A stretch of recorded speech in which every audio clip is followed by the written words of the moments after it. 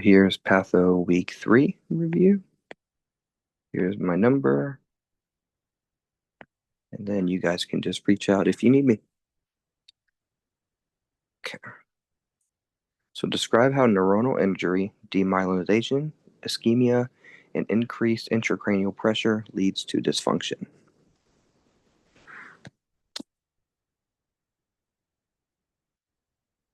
So let's talk about neuronal injury first. So this is where you're going to have damage to, like, you can have damage to the cell body,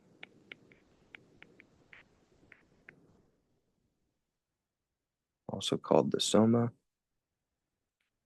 or the axon.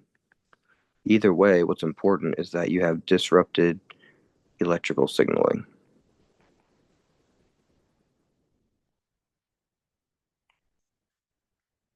And then the problem with this is that injured neurons can't generate or transmit an action potential. So we got no action potentials. And so this is why you'll often have um, loss of sensation, weakness. Some people can have actual full-blown paralysis. Really just depends on where the location of that injury is. Right. Number 2, we've got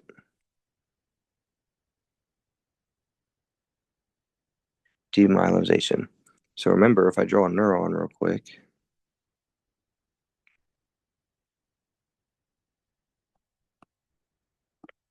then we've got our myelin right here. So our myelin, they're made of fat, and basically just how the rubber on a wire in your house is insulation, it acts the same way. And then it also allows for our action potentials to jump, and that's called saltatory conduction. So whenever we have that demyelinization, this is where we lose our myelin sheath. One big example is in multiple sclerosis or MS. And so the action potentials are, you still have them, but they're weak. And so some of the symptoms are like weakness. You might have numbness, basically all the symptoms of MS. And then the problem you have is that once these myelin get exposed, or sorry, once they get destroyed, you have the axon that's exposed, and then you're doing direct damage to the neuron. So even worse. Then we've got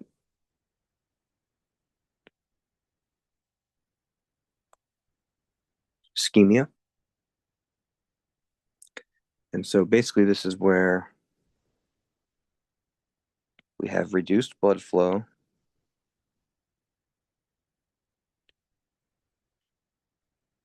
which leads to less oxygen or hypoxia, plus you've got less glucose. So that tissue really, really gets a number done to it. And so whenever this happens, so for example, in your brain, neurons will switch to anaerobic respiration. And so remember, when you have anaerobic respiration, you start breaking or start having a buildup of lactic acid. And so that lactic acid will cause cell injury. And so this leads to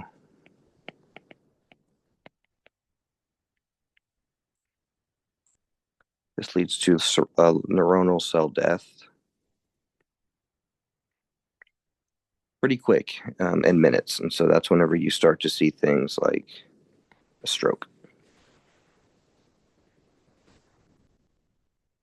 Right. Then we have increased intracranial pressure.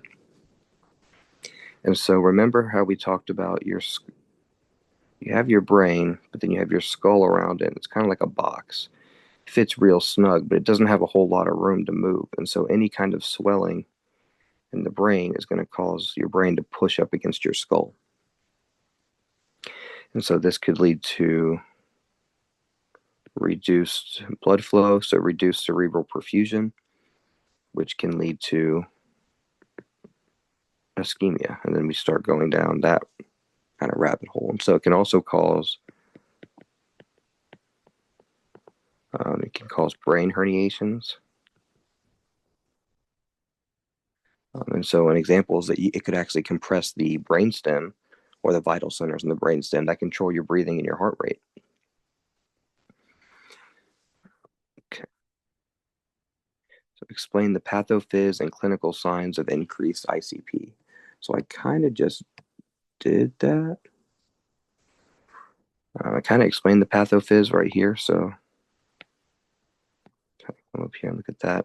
But the clinical signs. So some of the causes, so we can have brain swelling. Here I'll put causes of increased ICP. So it can be due to the brain itself swelling, could be excess cerebrospinal fluid, so we're just literally making too much. Intracranial bleeding, that's another one. And then maybe like a tumor or any kind of mass. So any of those can cause increased ICP. And then the clinical signs and symptoms is like we have headaches, vomiting. You have to look for loss of consciousness, pupillary changes, because that would show if something is compressing cranial nerve. What?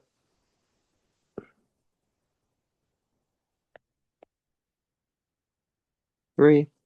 And then sometimes we'll have visual disturbances.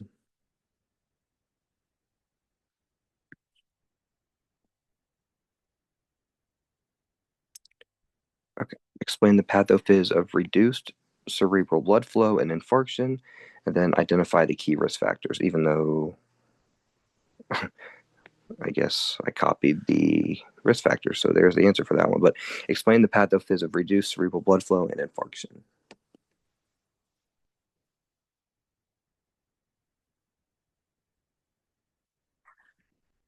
Okay, so whenever we have reduced cerebral blood flow,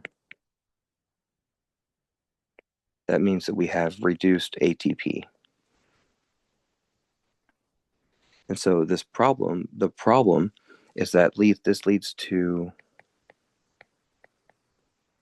ion pump failures. And so, long story short, that leads to infarction. Because you need blood flow to always be delivering O2 and nutrients to an area. And so whenever you reduce this coming to the cerebrum or the outside of the brain, you're going to start having things die off. And this is how it happens, but that's the end result. And then, so the risk factors of why this happens. So hypertension, this causes vessel damage. Diabetes, not only this, but also increase atherosclerosis, so that buildup of fat in your arteries. AFib, this can lead to emboli, and then that emboli can go to your brain or your lungs. We'll talk more about that next week when we talk about the cardiac system. And then smoking, obviously, just because it promotes clotting, but also it gives rise to endothelial injury.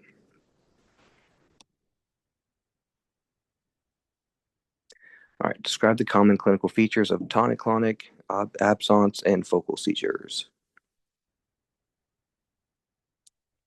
So first up, we got tonic-clonic.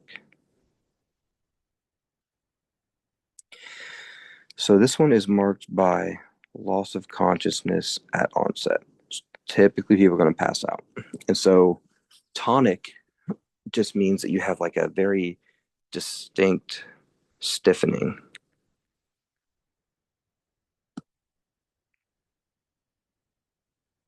So you've got stiffening of the muscles. Whereas clonic is rhythmic jerking.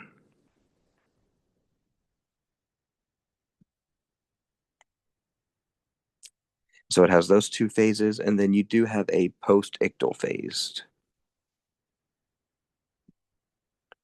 This is the part after the seizure where you might have like confusion, fatigue, you might have a headache, or you might have deep sleep. And then something you have to watch out for is tongue biting because they lost consciousness, so they have no idea that they're doing that. And so whenever you think of this, just think full body stiffening, rhythmic jerking, and then post-ictal exhaustion.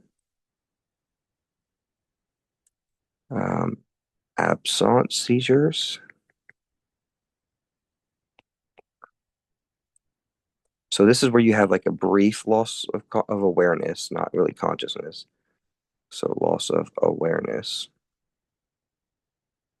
So it'll be like 5 to 20 seconds, and usually it's going to be a teacher noticing that a kid will just kind of go blank for like 5 to 20 seconds. They'll just have like a blank stare. There is no post-ictal confusion. So usually the kid will be like, "What are you talking about? I'm fine," because they have no idea. Um, Often going to be triggered by hyperventilation, interestingly enough. And like I said, it's very common in kids. And then we've got focal seizures. So remember that focal is just another word for local seizures. And so usually consciousness remains intact. But you will have like twitching. You could have flushing and nausea. You could have some psychic symptoms. Um, you might have like staring off into the distance, um, maybe unresponsiveness, and there sometimes is post-ictal confusion.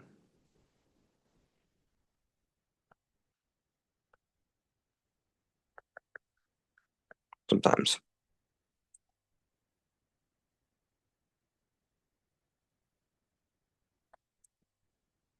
So describe the pathophys of multiple sclerosis. So I pretty much already did that. So let's go through this real quick. All right. So MS is an autoimmune disease. Hold on 1 second. So this is a neuron with our myelin sheath right here. And so basically what this is this is an autoimmune attack on myelin. So for any number of reasons, there's antibodies that get put on the myelin like this, and then your cells move in like crazy to come and destroy it. So they come in here, they're triggered by this, and then they start to destroy the myelin. And so remember, myelin is typically going to be produced, or it is produced in oligodendrocytes for the central nervous system. But when you have this myelin destruction,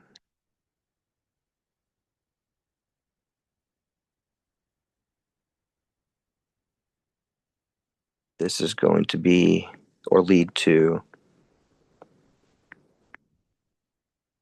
impaired nerve signals.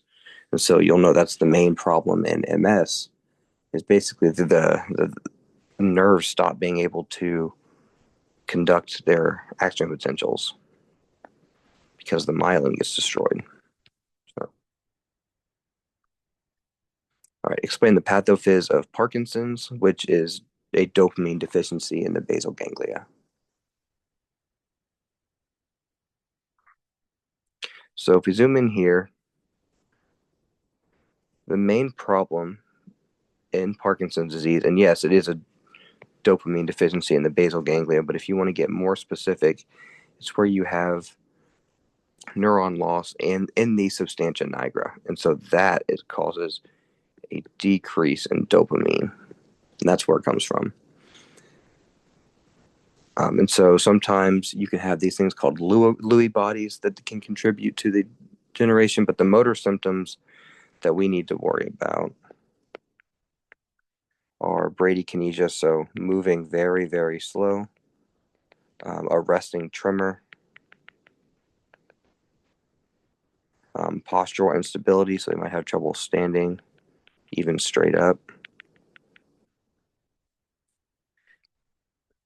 Yeah, I think that's really it. Just know that it's decreased neuron loss in the substantia nigra leads to decreased dopamine. That leads to a dopamine deficiency in the basal ganglia, and it gives you these symptoms right here. That should pretty much cover you. All right, describe the basic pathophys of Alzheimer's and its impact on cognition and function. So the pathophys behind Alzheimer's is that you develop these things called amyloid plaques and tau tangles. Not incredibly important, I guess, but just know that this leads to increased neuron dysfunction and death. And so, because some of these neurons are going to be cholinergic, to throw it back to our content last week, you're going to have impaired memory and learning because we're losing the ability for our neurons to talk to each other because we're disrupting the pathway. And so this usually leads to progressive decline in memory, language, things like judgment.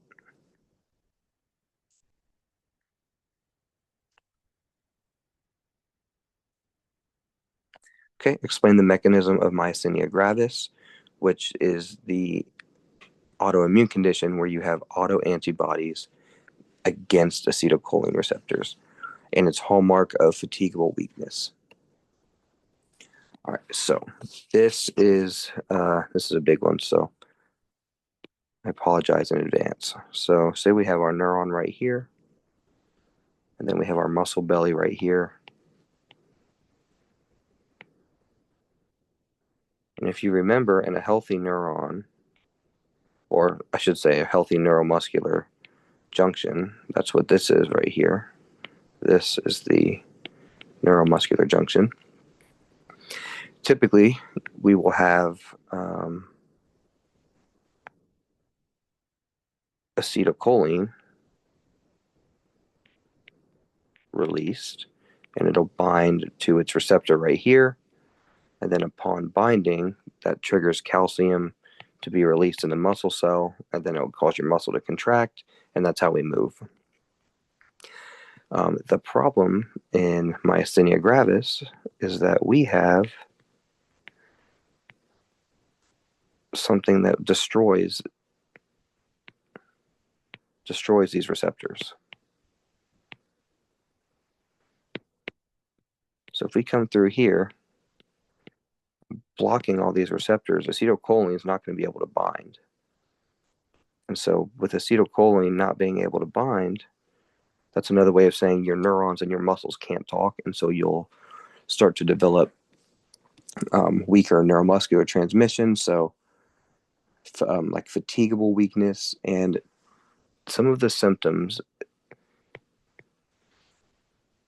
is that at the end of the day, or this is just a classic pattern, so in morning you'll be stronger,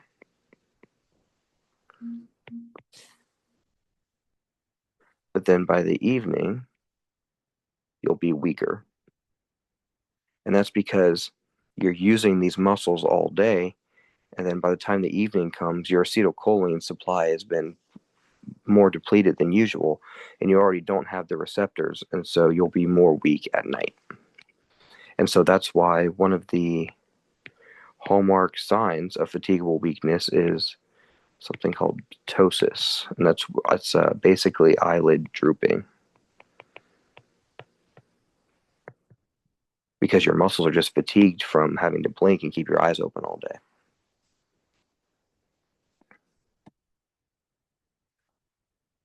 Right? Describe the pathophys of spinal cord trauma and secondary injury.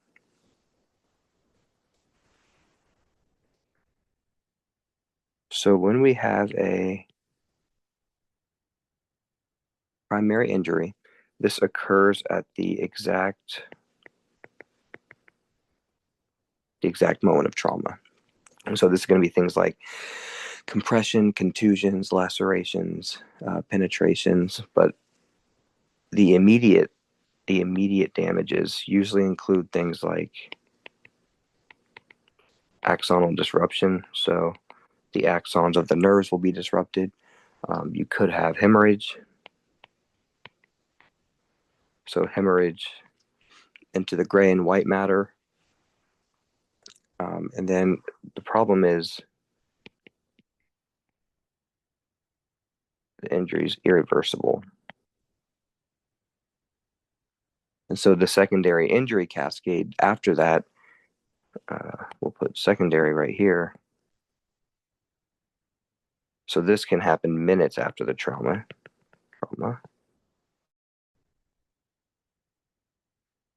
And then it can continue for hours to even days sometimes. Problem is, this is where most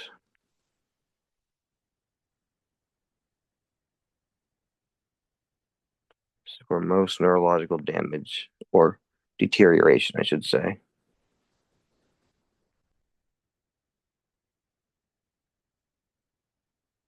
takes place. And so we're thinking things like ischemia or hypoperfusion, inflammation, sometimes edema, demyelinization, things like that. All right, and then explain the pathophys of meningitis and its classic triad, so fever, neck stiffness, and altered mental status. So basically we have the entry of the pathogen.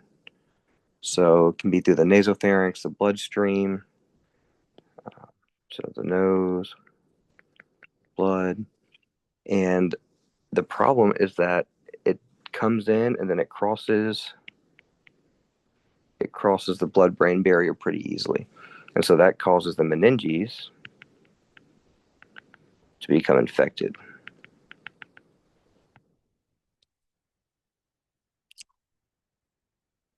And so after that, you'll have an inflammatory response in the brain, so the subarachnoid space. So that'll do things like it'll cause vasodilation, increase vascular permeability, protein-rich exudate in the CSF. So that's a way that you like a marker for increased intracranial pressure.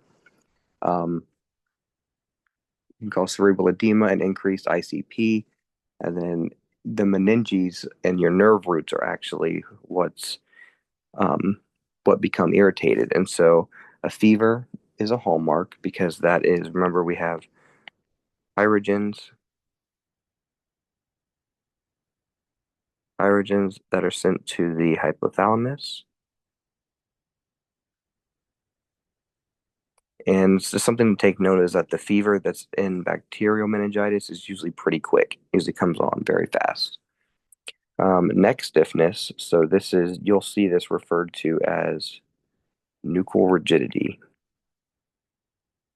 So say that you have a patient that you think have meningitis, you'll put their knees up like this, then you'll flex their head up gently. And what it is that since the meninges are inflamed, when you flex their head, it'll be painful. And then altered mental status. So this could be from the increased intracranial pressure, could be because of the reduced cerebral blood flow, like we talked about, or it could be due to the increased inflammation. Could be any of those. All right, then I'll see you in the next video for week 4.